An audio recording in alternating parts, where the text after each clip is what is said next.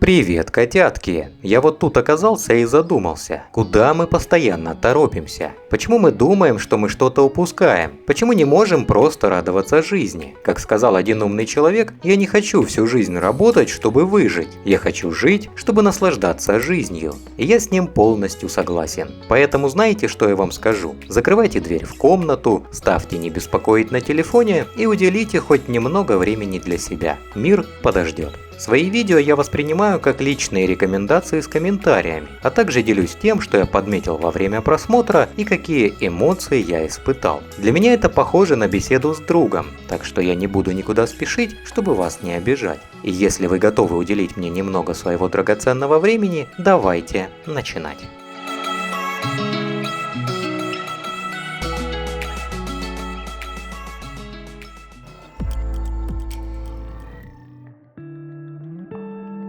Может, я где-то и староватый, должен признаться, что я ни в коем случае не элитист в отношении аниме, поэтому я не стесняюсь смотреть гаремные или эти аниме между более эмоционально зрелыми произведениями. Жанр эти и гарем меня вполне устраивает, иногда просто хочется чего-нибудь незамысловатого и легкого для разнообразия, но не будем забегать вперед. На этот раз я выбрал аниме под названием «Давайте играть», где нас ждет много бессмыслицы, избитых штампов и дурацких элементов, которые в совокупности создают странно занимательный сериал. Если фан-сервис вас не устраивает, тогда забудьте, что я вам только что сказал. Однако, если же вам нравятся такие аниме, как «Демоны старшей школы» или «Любовные неприятности», то и здесь вы найдете что-то интересное, хотя и с долей иронии. Приятная атмосфера теплого курортного морского региона, времена нулевых, рисовка, персонажи – все сочетается между собой очень классно. Тут есть и романтика, и юмор, и качественный сиськотряс. К сожалению, главный герой довольно аморфный, но ближе к концу становится более уверенным в своих чувствах, и у него собирается аж 3 почитательниц. Впрочем, основной девочкой, конечно же, является крайне яркая и необычная Эрис. В плане сюжета ничего особенного нет, и это нормально. Здесь не предполагается никакой драмы. Есть довольно много экшена и перестрелок между сценами, рассчитанными на фан-сервис. Но это и понятно, мы тут не плакать собрались. Если бы существовало аниме, которое я мог бы легко пересматривать и которое до сих пор занимает особое место в моем сердце, это было бы именно это аниме.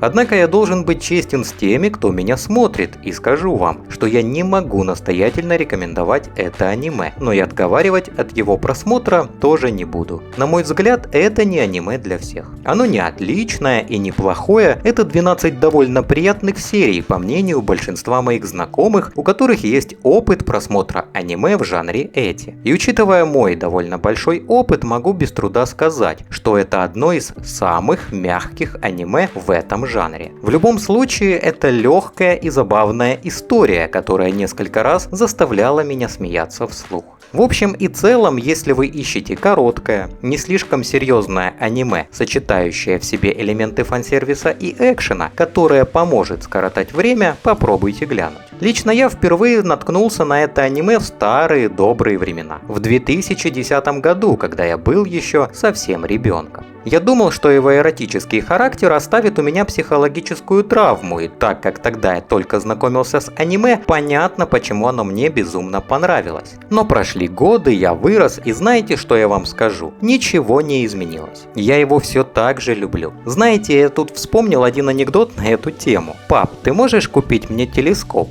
«Не знал, что ты любишь звезды, сынок». «Я сиськи люблю, пап, сиськи». К чему это все? Да к тому, что иногда надо вспомнить молодость и посмотреть что-то такое простое и незамысловатое. Так что заранее приятного просмотра.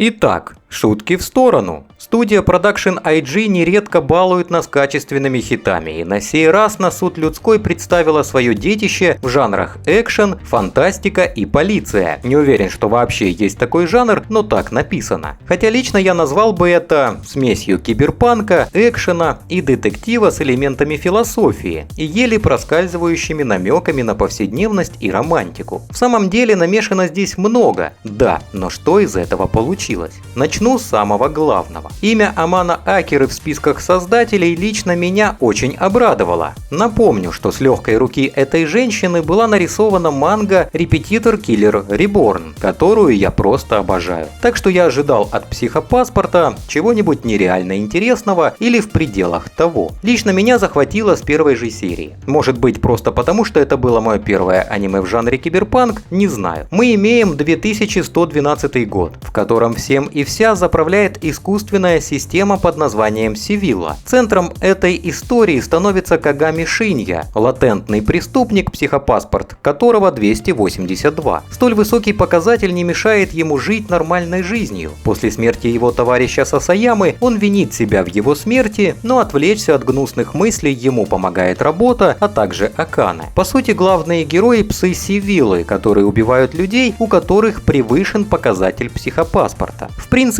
замес необычен, мир продуман очень красочно и подробно, и именно это цепляет с самых первых серий. Рисовки в аниме вообще можно петь отдельные дифирамбы. Она лично для меня послужила основным побудителем к просмотру этого тайтла. Как я сказал в самом начале, к дизайну персонажей приложила руку Амано Акира, что виднеется в первых официальных постерах. Это лично для меня стало жирным плюсом. Что до фонов и прочих финтифлюшек, то тут вообще никаких нареканий. Краски яркие и сочные, и именно это создает замечательный образ всего аниме. Я видел, как многие люди отвергли главную героиню сериала сразу после первой серии. И я говорю, позор вам. Она получила много критики за наивность и идеализм, но в этом и заключался весь смысл развития ее персонажа. Я понимаю, что для кого-то это будет слишком медленно, сериал действительно не спешит в начале, и «Психопаспорт» по-настоящему раскрывает суть истории только примерно к 10-й серии. Однако все, что было до этого, это время, потраченное на создание киберпанк-сеттинга, отношений между персонажами и подготовку к невероятной развязке позже. И раз такое дело, спрошу у некоторых людей, зачем вы смотрите фильм целиком, если можно смело перемотать на конец и узнать, чем все это закончилось? Прелесть сценария как раз в том, что нам это все показывают для того, чтобы понимать некоторые вещи и не задавать лишние вопросы позже. «Психопаспорт» — это плагиат фильма «Особое мнение» 2002 года, снятого Стивеном Спилбергом с Томом Крузом в главной роли. И честно говоря, на это я должен сказать: ну и что? Посмотрев только трейлер, я с таким же успехом мог бы сказать, что «Тихоокеанский рубеж» — это плагиат Евангелиона. Но это ничего не говорит о его достоинствах на каком бы то ни было уровне. Так что даже если сериал и является вторичным, эти два произведения затрагивают разные темы и рассказывают совершенно разные истории. «Особое мнение» — это комментарий к человеческой свободе воли и выбору, тогда как «Психопаспорт» — это по сути история мести и исследования справедливости, происходящие в схожей обстановке. Прежде чем я продолжу восхвалять его, позвольте мне уточнить. «Психопаспорт» — кровавый, жестокий и тревожный сериал, и он не для слабонервных. В этом аниме есть жестокие сцены, как физические, так и психологические. И режиссер пошутил, что хочет, чтобы дети в зале получили травму на всю жизнь после просмотра. А все это благодаря тому, что снял его Урабути Ген. В аниме много комментариев о человеческой природе общества, законе и управлении, добре и зле. Здесь масса пищи для размышлений. «Психопаспорт» — это не тот сериал, который стоит смотреть, если вы увлекаетесь аниме, чтобы отвлечься или просто отключить мозг. Хотя у него схожие темы и элементы повествования с такими произведениями, как «Девочка-волшебница Мадока», сложность, жанр и интеграция философии и литературы делают его менее универсальным, но тем более привлекательным для таких, как я. Зная о предыдущих работах Урабути, я волновался, но даже с его кровавой репутацией «Психопаспорт» доказал, что Урабути-сан – мастер-рассказчик, способный создавать запутанные и невероятно эмоциональные истории, а также демонстрирующие разнообразие и сдержанность. Итак, подводя некий итог, могу сказать одно. Смотреть это аниме можно, Даже нужно. Оно захватывает внимание, дает пищу для размышлений, радует глаз приятной рисовкой, а уши приятным саундтреком. Но, как бы прискорбно это ни звучало, оно неизменно сбавляет обороты к концу и оставляет после себя металлический горелый привкус и состояние легкой эйфории. Если вас не пугает слово «странный конец», то можете смело садиться за просмотр, и я уверен, вы останетесь довольны. Если же вы ценитель продуманной гениальности сюжета от начала и до конца, то вам лучше это не смотреть. Ну или по крайней мере, выключить это после 20 серии и додумать конец самому. В итоге «Психопаспорт» получает заслуженную рекомендацию, так как это прекрасное аниме. Всем поклонникам фантастики и антиутопии говорю, к просмотру обязательно.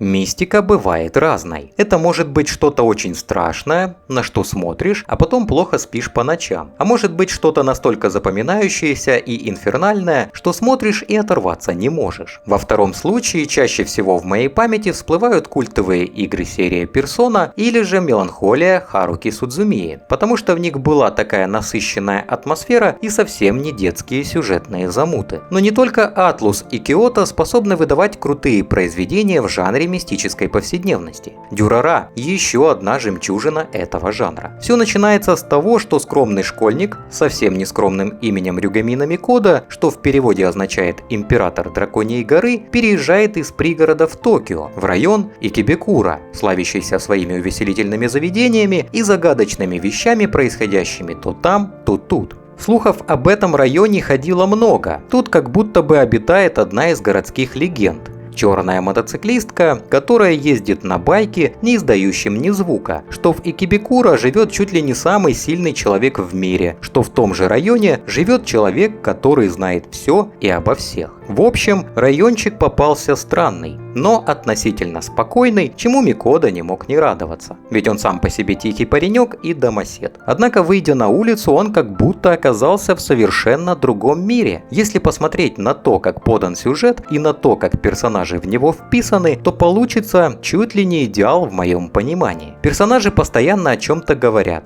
спорят, и разговоры эти не на какие-то вселенские темы, а на совершенно обычные бытовые. Если кому-то такие разговоры кажутся скучными, спешу заверить, что здесь они поданы так, что оторваться невозможно. За каждой репликой героев следишь с величайшим вниманием и все думаешь, что выкинет Рюгамина, когда в следующий раз заговорит с Анри, а на словесные перепалки Изаи и Шуза можно смотреть просто до бесконечности. Персонажи никогда не переигрывают, как и Сэйю, и всегда показывают столько эмоций на кадр, сколько необходимо. Что самое главное, скучных сцен в Дюрара нет по определению. Самая бытовая сцена, будь то разговор местного подпольного доктора и Селти о любви и жизни, или шуточки Масаоми, всегда забавляют и не раз заставляют улыбнуться. А если прибавить к этому еще и то, что практически каждая сцена сопровождается закадровым голосом рассказчика, то оторваться уже не предоставляется возможным. Если рассматривать Дюрара с технической стороны, то Brains просто не в чем упрекнуть. На анимацию не скупились. Все движения персонажей преисполнены грацией, а цветовая палитра и задние планы не вызывают никакого отторжения или негативных эмоций. Может показаться, что персонажи изображаются слишком просто и что им недостает деталей, но именно это и подкупает.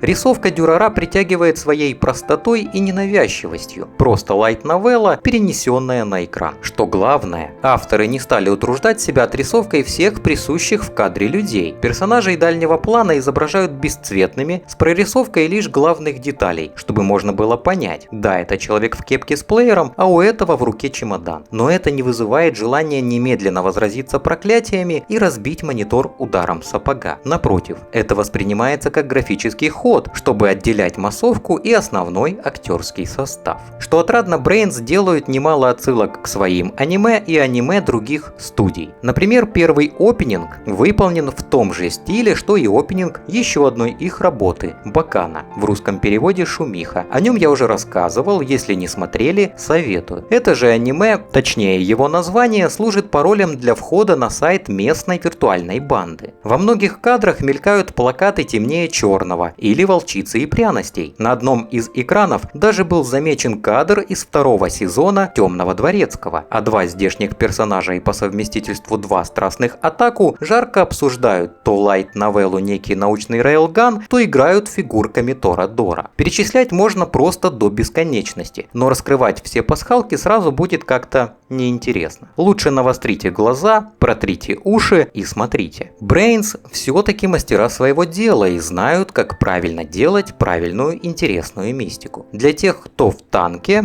Дюрара откроет много новых впечатлений и останется в памяти как, наверное, одно из лучших просмотренных аниме. Так что заранее приятного просмотра!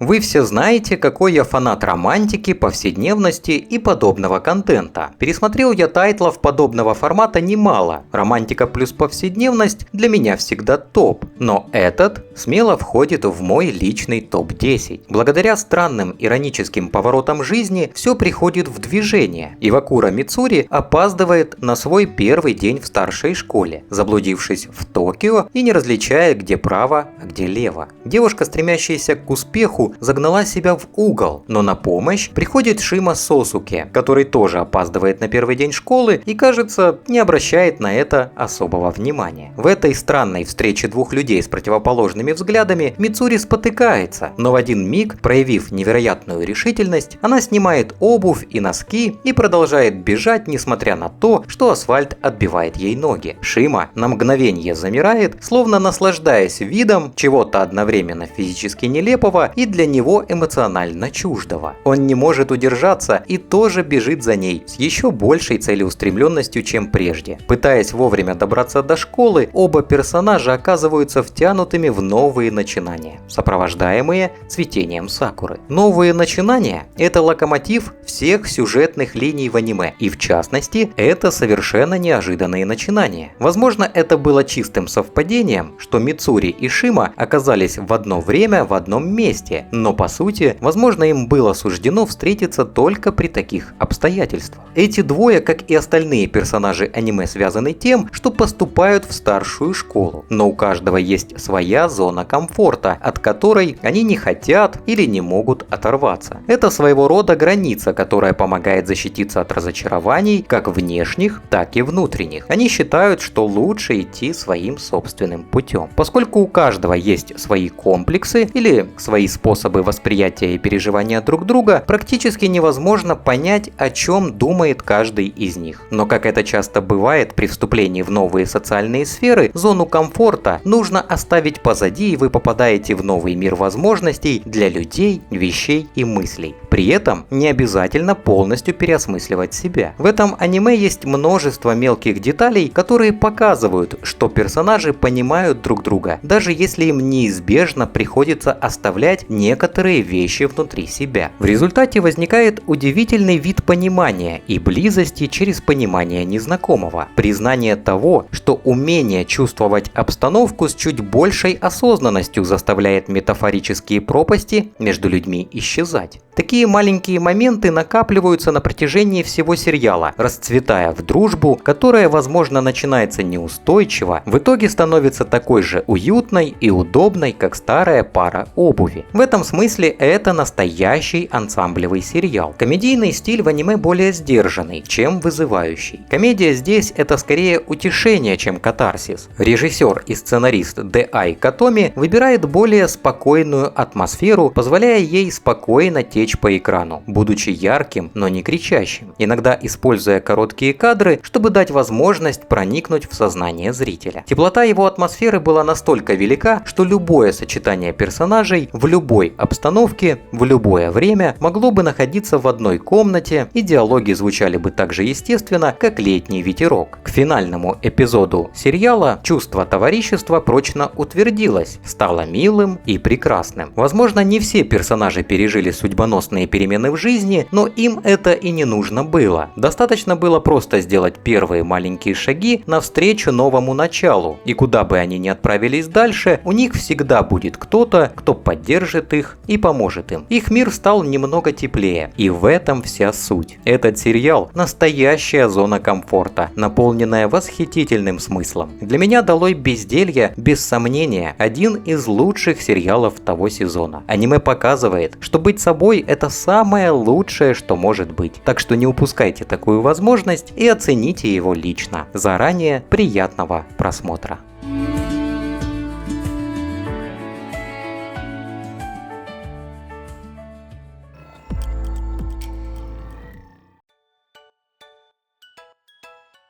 Легким движением руки туповатая пародийная комедия превращается в мощнейшую критику постмодерна. До фури-кури, конечно, не дотягивает, но не всем же быть колонизаторами Марса. Некоторым дано просто полететь в космос. Отдельной похвалы заслуживает романтическая линия, крайний минимализм, отсечение всего лишнего. Абинабаши — это по сути смесь Эксель-сага и Алисы в стране чудес с неожиданно хорошим сюжетом в придачу. История в основном вращается вокруг двух очень хороших друзей – Аруми и Саси, которые живут в заброшенном районе под названием торговый район Абинабаши, который вот-вот будет снесен новым жилым комплексом. Вот тут-то и начинается падение в кроличью нору. Однако не спешите с выводами. Связь между героями в аниме будет заключаться в том, что они оказываются в странных, но не случайных условиях. В основном все станет понятно по мере просмотра сериала. В целом, сериалу удается объединить комедию, драму, экшен, фэнтези и даже романтику в одном приятном и увлекательном 13-серийном проекте. Когда говорят о том, насколько важна хорошая продюсерская компания для аниме, Абинабаши прекрасный тому пример. Gainax и Madhouse – две лучшие компании в индустрии, и посмотрев этот сериал, вы поймете почему. Здесь так много разных нарисованных вручную фонов, что я сбился со счета, когда их стало около 100 в каждой серии. Темы и фоны в каждой серии очень разные, что делает просмотр этого сериала настоящим удовольствием. Вдобавок ко всему, комедийные гэги настолько смешные, что невозможно удержаться от смеха. Некоторые комедийные сериалы могут обойтись плохой графикой и отличными персонажами. Но если вы хотите увидеть, какой может быть комедия с высококачественной графикой, то это именно тот сериал. Не могу не упомянуть, что персонажи сериала демонстрируют такой разнообразный спектр эмоций и частей тела, которые идеально подходят каждой ситуации. Они используют комические выражения лица в нужный момент, драматические в нужных местах, и все это показано с таким чувством времени и стилем, что это почти пугающе идеально. Актеры иногда говорят так быстро, что ты не успеваешь уловить все, что происходит на экране, но и это сделано не просто так, а для достижения эффекта той самой комедии. Плюс актерский состав идеально подходит для этого сериала. Два главных героя – полные противоположности друг другу, но иногда они меняются ролями, что делает их забавными для просмотра. Вы будете любить и ненавидеть их в равной степени. Большинство других персонажей настолько смешны и хороши, что вы не захотите выкидывать их из памяти. Уродливые персонажи покрыты пигментными пятнами, а молодые полны красоты и сексуальности. Говоря о сексе, в этом сериале много эротических сцен, так что если вас не смущает немного обнаженки в комедии, то вы найдете то, что нужно. Здесь даже много эротических шуток, которые большинство людей могут счесть оскорбительными, но которые сами по себе очень смешные. Обычно, когда кто-то слышит одни и те же звуковые эффекты, заимствованные из других источников, это плохо, но в этом случае заимствование или имитация одних и тех же звуковых эффектов идеально подходит для этого сериала и делает это аниме таким первоклассным. Было очень весело пытаться найти все разные звуковые эффекты и пародии и сопоставить их с оригинальными. Высокое качество звука действительно распространяется и на песни. Фоновая музыка обычно состоит из музыки в стиле биг-бенда, идеально подходящей для комедийной пары, такой как Аюми и Саси. Опенинг идеален. Это очень бодрая и веселая песня, отлично создающая настроение для просмотра сериала. А просмотр эндинга вызывает почти ностальгическое чувство в комплекте с черно-белым слайд-шоу об истории Японии. Могу с уверенностью сказать, что я смотрел опенинг и эндинг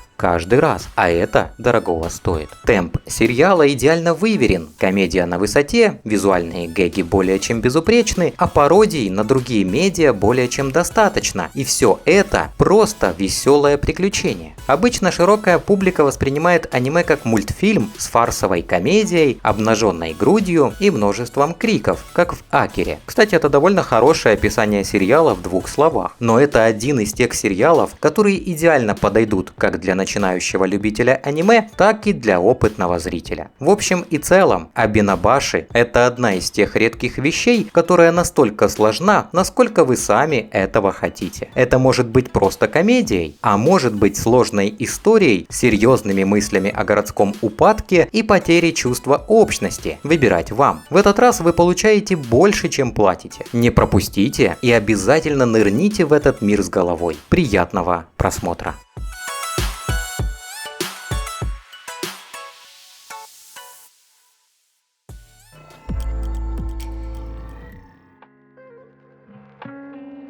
«Удар крови» кажется типичной историей о вампирах. Много женщин, которых можно укусить, много драк и еще больше романтики, о существовании которой, кажется, никто и не догадывается. Серьезно, это очевидно для нас, но ни один из персонажей не развивается дальше стадии «ты мне немного нравишься». Что отличает это аниме от других в этом жанре, так это его собственный маленький мир. Во многих аниме технологии и магия объединены, но обычно это 2 отдельных мира, которые лишь изредка взаимодействуют друг с другом. «Удар крови» разделил это и сжал все это в одну большую головоломку. Проработка лора впечатляет. Целая экосистема всяких чудовищ, принципиальные различия между проклятиями, магией и даже ее происхождениями, что определенно цепляет ваше внимание. Сюжет в аниме сложно назвать чем-то выдающимся. Он просто выполняет свою работу. Сильная сторона аниме далеко не в сюжете. История построена на арках, в каждой из которых добавляются новые злодеи или девушки, и уже им уделяется внимание. Не желая раскрывать слишком много подробностей, я считаю, что некоторые сюжетные ходы были довольно остроумными и интересными по-своему, что редкость. Вероятно, лучшая сторона аниме – это графика. Дизайн персонажей, а также фон и эффекты для боев выполнены хорошо и в конечном итоге очень эффективны. Стиль рисунка, безусловно, приятен для глаз, и сцены часто хорошо подходят к аниме. И хотя у сериала есть свои недостатки, его довольно весело смотреть, и я нашел его приятным, чтобы посмотреть после учебы или работы. Я бы сказал, что ваше удовольствие от этого аниме во многом будет зависеть от того, насколько вам нравятся экшен, гарем и сверхъестественное. Отношения Кодзе и Юкины вполне понятны, но это не романтическое аниме, и я бы рекомендовал смотреть его, когда вы хотите отдохнуть, а не для стимуляции мозга. Опять же повторюсь, рисовка, эскапизм, который он нам дарит, и прямолинейный характер этого сериала – его сильные стороны. Единственное, что для меня является маленьким черным пятном на этом чистом белом холсте, это то, что главная героиня и младшая сестра главного героя, очень похожи. Иногда я ловил себя на мысли, что в этом аниме специально собрали все архетипы девушек из аниме. Чтобы вы понимали, о чем я говорю, уточню. Здесь вы найдете что-то вроде подруги детства, которая тайно влюблена в главного героя. Это уже классика. И цундере, которая не хочет, но которая часто помогает главному герою. Вы также встретите учителя Готку Лоли. Это вообще комбо. Так что аниме умеет удивлять именно такими обычно необычными моментами, если можно так сказать. Я люблю быть честен, так что, как я уже и говорил, это ни в коем случае не шедевр. Это хороший, забавный и предсказуемый сериал, который идеально подходит для отдыха и удовольствия. Если вы ищете что-то, что вас зацепит, пожалуйста, пройдите мимо. Здесь вы, скорее всего, этого не найдете. Однако, если вы любите экшен-аниме с элементами фан-сервиса, это аниме для вас. Заранее приятного просмотра.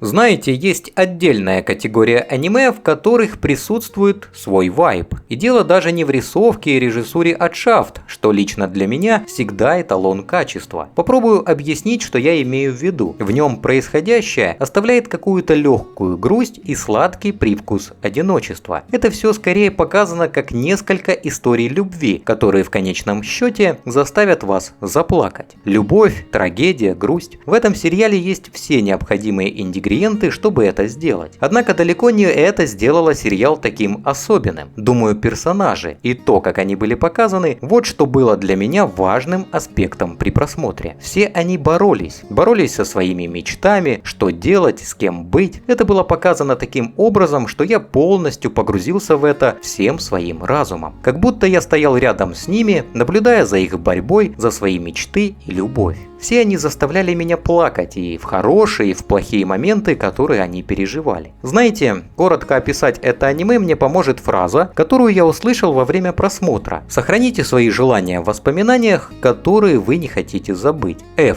История воспоминаний – одно из тех аниме, которое, вероятно, останется в вашей памяти и будет служить эталоном для сравнения с другими подобными сериалами в будущем. Почему в будущем? Потому что весь сериал настолько прекрасно сделан, что на данный момент существует очень небольшое количество аниме, с которыми я могу его сравнивать. На самом деле, что касается качества анимации и техники, история воспоминаний – уникальное произведение и, скорее всего, останется таковым на протяжении какого-то времени. Некоторые могут усомниться в ней, сказать, что она разрушает атмосферу драмы и превращает ее в очередное шоу уродов Shaft. Но это неправда. Цвета настолько яркие, что как будто бы мы наблюдаем за самими эмоциями. Выражение лиц, небо, океан – все это выглядит таким ярким и детализированным, что вы удивляетесь, почему никто не додумался до этого раньше. Темные цвета, когда персонажи подавлены, сияющие цвета, когда они переполнены счастьем. Это как движущийся портрет, произведение искусства. Передать такое через экран – это определенно талант.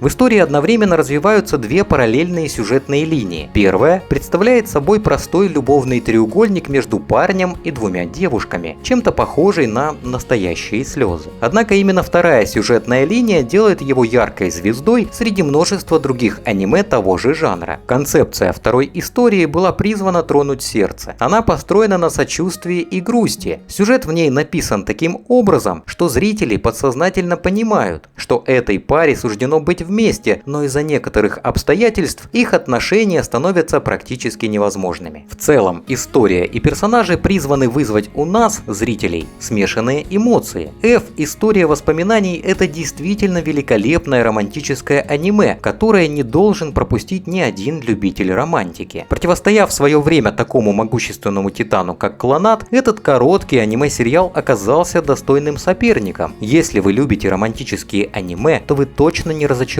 в этом произведении искусства. Заранее приятного просмотра.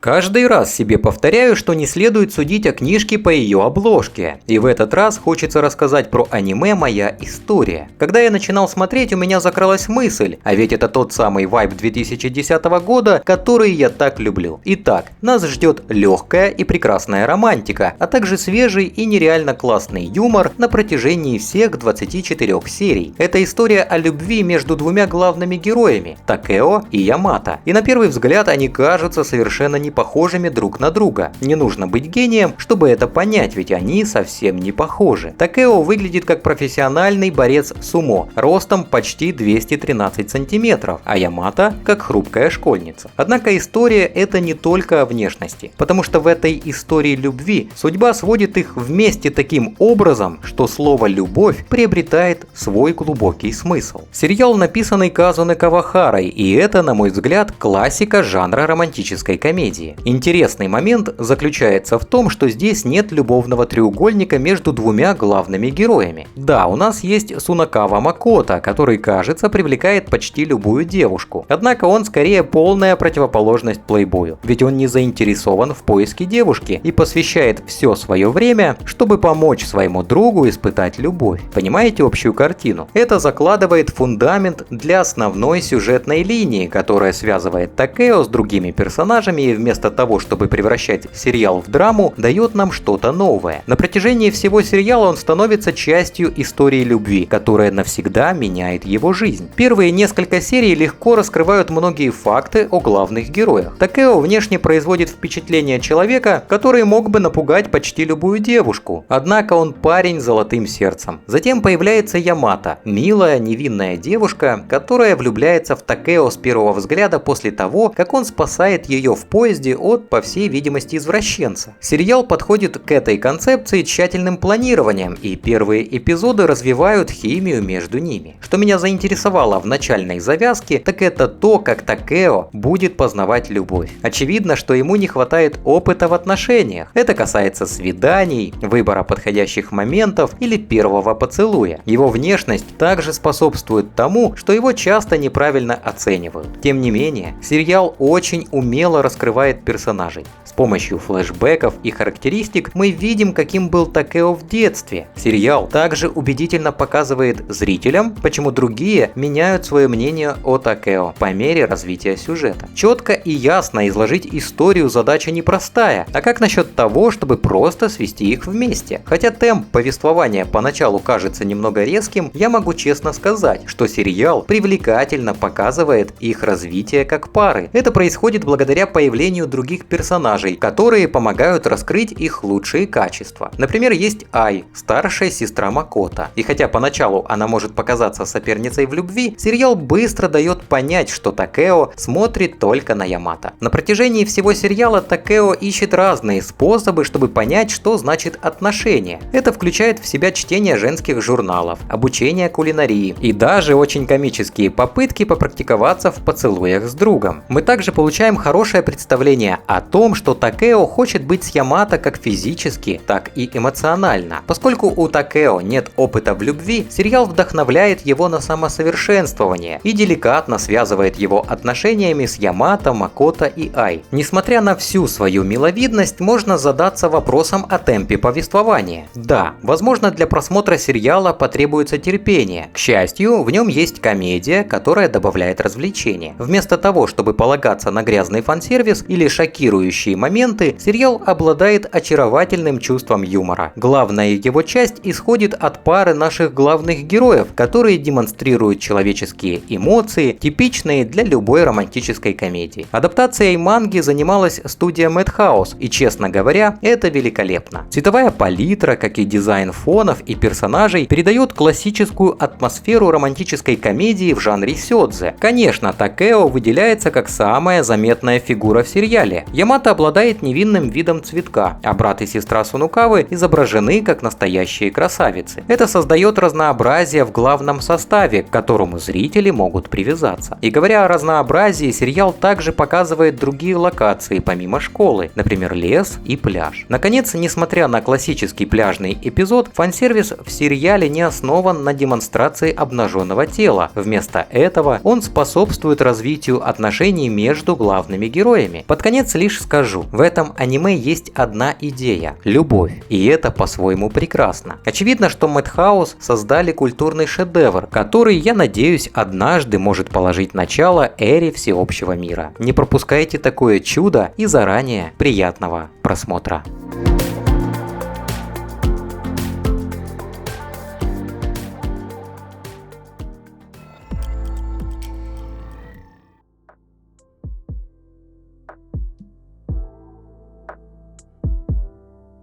Если вы чувствуете усталость, выгорание, скрипите под грузом ответственности и испытаний этого жестокого мира, то этот исцеляющий душу Иосикей для вас. Если вам нужен экшен, бесконечные битвы, перерождение в вибратор и прочие СДВГ-стимуляторы, то лучше даже не беспокойте этот чудесный уголок спокойствия своим вниманием и ступайте с миром. Это история о маленьком, невероятно милом мальчишке и его приключениях. В каждой серии главный герой заводит новых друзей, а его опекуны открывают для себя что-то новое. Некоторые люди знают о существовании сверхъестественных существ. Добавьте к этому развитие отношений между этими существами и их человеческими партнерами, и мы узнаем предысторию каждого персонажа, как хорошую, так и плохую. Звучит как рецепт для хаоса, не правда ли? Но на самом деле все наоборот. Несмотря на сверхъестественных существ, составляющих основную массу героев сериала, в центре сюжета приземленная история любви между питомцем и его хозяином. Наконец, в этом аниме есть несколько зловещих моментов, которые заставили меня задуматься, неужели сериал собирается принять серьезный оборот? Но это я лучше оставлю в секрете. Когда я смотрел этот сериал, мне захотелось обнять свою кошку. И это хорошо. Найдите своего питомца и подарите ему любовь, которую он заслуживает. Существа могут быть сверхъестественными, но любовь остается той же. Каждая пара, хозяин и питомец, получает пользу от общения друг с другом. Во многих случаях люди могут расти, проводя время с питомцами и заботясь о них, и то же самое можно сказать и о животных. Нуждаются ли они в чьей-то заботе или в ком-то другом? Это позволяет показать, как питомцы и люди прекрасно взаимодействуют и создают прочные связи, которые намного крепче, чем это удается многим другим сериалам с обычными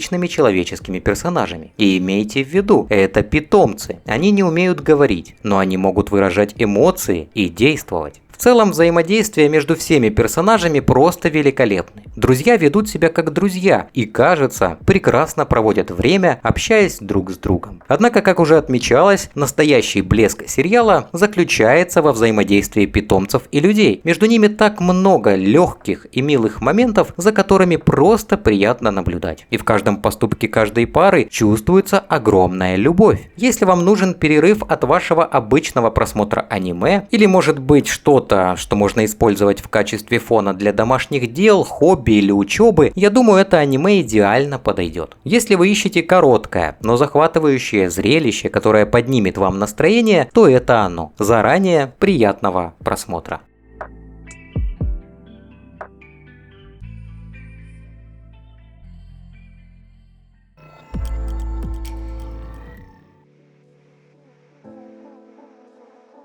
После просмотра «Тетради дружбы Нацумэ» я все искал что-то похожее, с таким же вайбом и атмосферой. Конечно, Нацумэ всегда в моем сердце, однако угрюмый заклинатель духов – это безусловно скрытая жемчужина летнего сезона 2016 года, которую я, к сожалению, упустил из виду в свое время. Если вы поклонник комедии, то это аниме станет для вас настоящим подарком, благодаря своему грубоватому юмору и одновременно милым шуткам. Я бы описал это аниме примерно так: йокаи, йокаи и еще больше йокаев. Эти сверхъестественные существа часто изображаются в негативном свете в аниме. Хотя многие сериалы основаны на идее их истребления, здесь они показаны скорее как дополнение к жизни обычных людей. История начинается с того, что наш главный герой, направляясь на церемонию открытия школьного сезона, оказывается одержим пушистым белым йокаем. Этот йокай упорно не отходит от него, цепляясь за его тело изо всех сил, что в свою очередь влияет на его психическое состояние и приводит к тяжелой депрессии, что и подводит нас к названию. Сериал в основном имеет эпизодическую структуру, и каждый эпизод посвящен общению с йокаем из обычного мира и его уникальными проблемами. Темп повествования очень хорошо продуман, чтобы дать нам краткую, но достаточную информацию о каждом клиенте. Однако меня больше заинтриговали события в подземном мире. Подземный мир – это место, которым управляют три могущественные личности – законодатель, правосудие и исполнительная власть. Законодатель единственный, кто появляется в сериале. Законодатель очень заинтересован в светских беседах и стремится быть в курсе всех дел, касающихся мононокеанцев. Поскольку сериал не смог закончить историю за 2 сезона, мне пришлось идти дочитывать мангу, но это ничего страшного. Преимуществом сериала является небольшой состав главных и второстепенных персонажей. Ханаэ, как личность, не позволит сверхъестественным сущностям возможностям испортить ему день, будучи полон решительности добраться до школы, несмотря на все трудности. Художественный стиль изначально очень шаблонный, поскольку он является точной копией дизайна персонажей из манги. Фоны в аниме очень простые, но это не является главной особенностью сериала. Недостаток детализации в обоих аспектах может быть связан с бюджетом, поскольку он едва ли средний по сравнению с другими сериалами того же типа. Однако цветовая палитра, мягко говоря, великолепна. Она может быть яркой и насыщенной в радостные моменты, и темной и мрачной в более унылых сценах. Анимация, наверное, обычная для такого сериала и особо ничем не выделяется, но она по-своему хорошая. В общем и целом, это хорошо сбалансированный сериал с сильным главным дуэтом, отличной комедией и элементами сверхъестественного. И я уверяю вас, вы не будете разочарованы после просмотра, так что обязательно уделите немного времени, чтобы его посмотреть. Приятного просмотра!